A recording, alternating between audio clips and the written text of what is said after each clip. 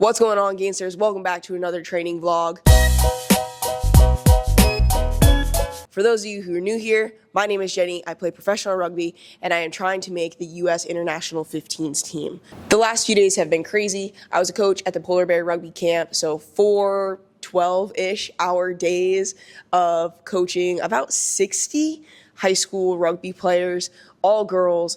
It's a phenomenal camp, a phenomenal experience. This was my first time in a full coaching role. The past 4 years, I've done a strength and nutrition talk and the importance of that in rugby for high school girls. So it was truly an honor to be invited to be a full-time coach, and I had a great time, made a lot of connections with the girls, and hopefully instilled some of my rugby knowledge into them. And I want to go back next year. I really do. We need retired rugby players to continue to stay involved in the game so we can continue to grow the game in the U.S. because it's growing. It's growing. I'm pretty fatigued, but we still got to get our training done. I'll start with some seated back bend variations and some hip openers, and then I'll go outside, play some basketball. One of my goals by the end of the summer is to be able to touch the backboard on a regulation-sized basketball hoop, and how I'm doing that 1 to 2 times a week. I'm just going out and playing basketball and jumping continuously. And we are so close. We're so close to getting it. Then we'll come back in here, do some front squats and some other stuff, and answer some of your questions. We've got 5 sets of 3 on the front squats. I'm going to start at around 70% and see how it feels. And then if it's smooth and fast, go up from there.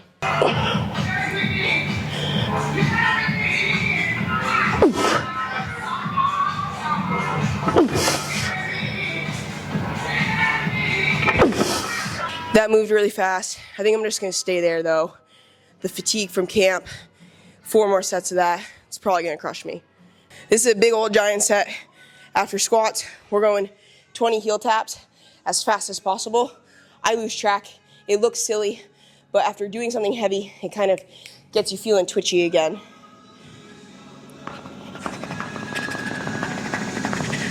I just counted 20 really quickly. This is a tough angle with all the stuff in the way, but we've got band-assisted jumps. We're gonna do 4 of them, trying to be quick off the ground while still getting as high as we can. 1, 2, 3, 4. One of the downsides to the jump mat when you're testing the RSI is that the numbers disappear so quickly. So if you're not right there to look at them, you're not going to be able to see. But you also can't really absorb all of the information that it's giving you.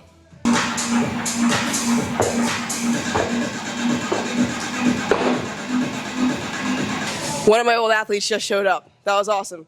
He told me about his PRs too, which makes me really happy.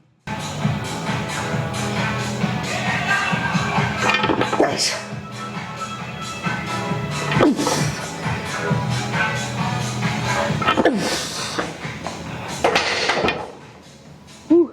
Numbers to beat from set number 3 is a .37 average ground contact time and a 27.9 average jump height.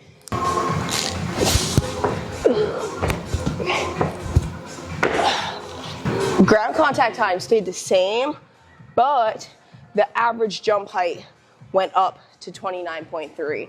So I'm happy with that. All right, last set of 3.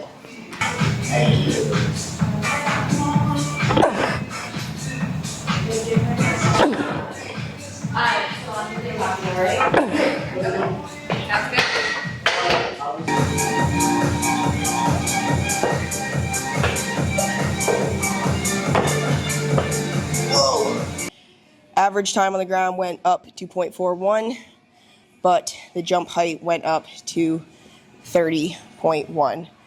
So, makes sense that the ground contact time would go up with a higher jump height, but we don't want that to happen. I'm really pleased, though, with set number 3 and 4, how I was able to keep the jump height the same, or jump height increased, but ground contact time the same. Let's move on. Last week, I spent 1 minute ISO at the top of a dip, and this week it's 1 minute at the bottom of the dip. This is gonna get very spicy very quickly. Not sure if I'm gonna be able to hold for the full minute. I might have to break it up, and I might have to band it, but that's okay. Let's see what we can do here. Oh my God, here we go. Come on, Jenny. Oh yeah, no way. Damn it. Let's get the band.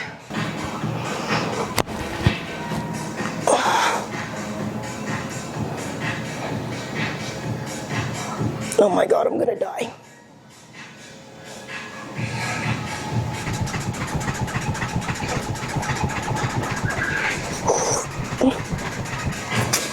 Ow. Oh God. Okay, that was 30 seconds. Oh.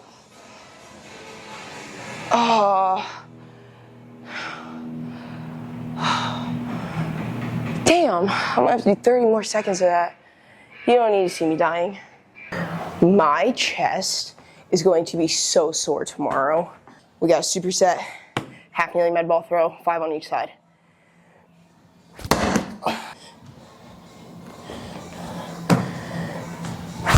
There we go.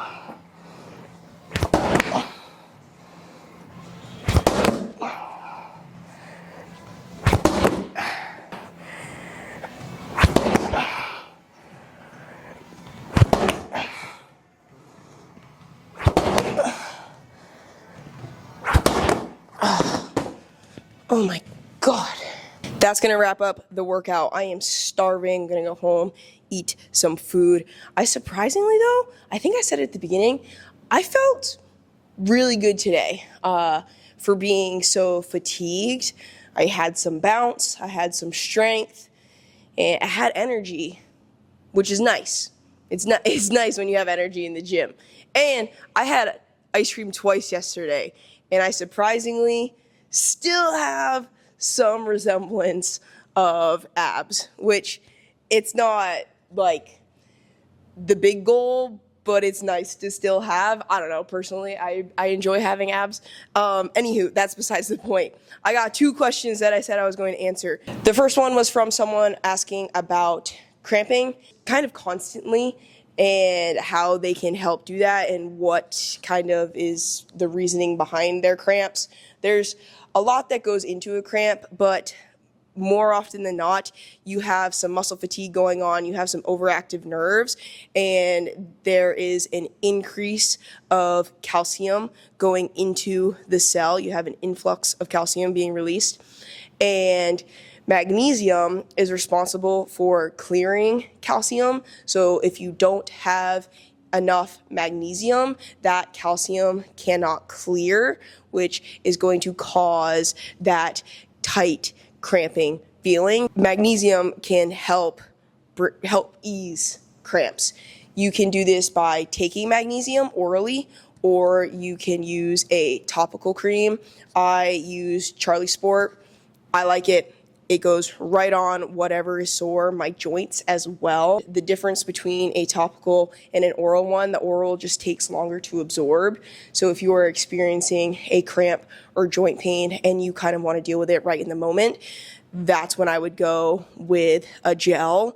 Just slap it on there. It absorbs directly through the skin right into the muscle for kind of that instant relief.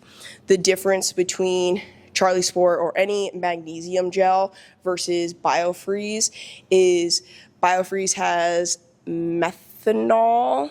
That just gives the feeling, that's that cold sensation to distract your brain from the pain, from the cramp, versus actually addressing the cause of the cramp. Last note on the magnesium topic. When you are taking magnesium, there's 2 forms. There's magnesium malate, which is kind of that energy production magnesium. So if you are looking for joint pain, muscle cramps, stuff like that, that's kind of the one I would gravitate towards. Magnesium can also help you sleep, and that is magnesium glycinate. You can take this before bed, and that will help you sleep. I personally use Grant Fowler's magnesium. I think it's called Recharge. It has a blend of both, and I just take it before I go to bed because magnesium is a water-soluble vitamin. It needs to be replaced daily. So as long as I keep it in my routine, taking it at night, I know it will be in my system going into my workout for the next day, and I don't even worry about the glycinate affecting my workout because I'm going to bed.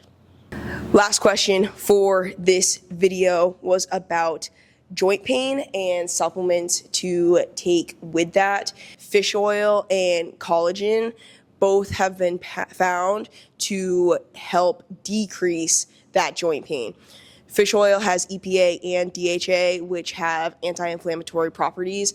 And so if you have some sort of arthritis going on in the joint or even just swelling going on, taking fish oil will help decrease that swelling, which is less pressure in that joint, makes it feel a lot better. I personally take fish oil every single day, and I do notice a big difference when I'm taking it and when I'm not in my joints and the achy feeling, especially during the rugby season.